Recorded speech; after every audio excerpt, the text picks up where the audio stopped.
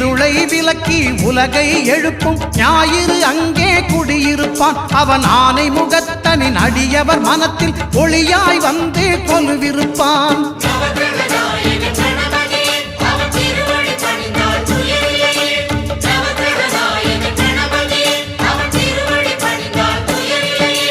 ஒன்பது கோளும் ஒன்றாய் காண